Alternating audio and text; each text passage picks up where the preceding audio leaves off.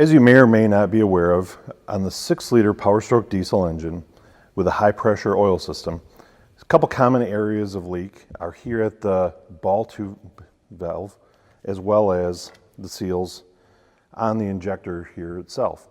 And so when replacing the injector, it's always a good idea to either replace the ball tube or the seal.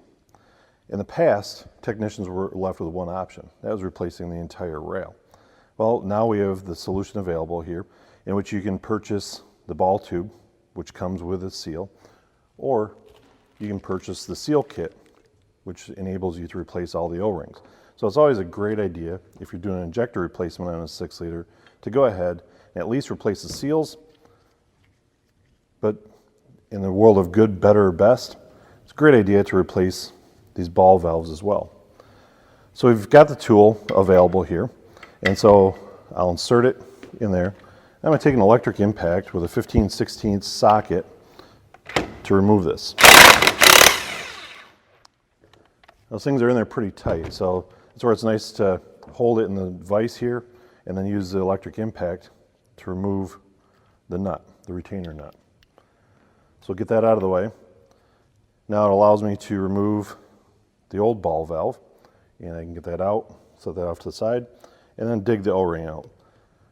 Get it with my fingers here. Sometimes you might have to use a pick or a screwdriver. Next, I'm going to take a clean paper towel. Now I could use a shop rag, but quite often those will leave off a little bit of lint. So we want to clean inside there, make sure everything's nice and clean, no debris left over inside of there. Then I will take my new seal and I'm going to put a little bit of clean engine oil on my finger, help lubricate the seal, and then I will slide it down into place, get it set down in the groove where it belongs. Then I'll take my new ball valve and rub some of that clean engine oil on here, make sure it's seated in there properly. Take the retainer nut and I'll run it down by hand, making sure that the ball tube is installed properly, centered nice. Then I'll take my torque wrench, which is set to 100 foot-pounds, and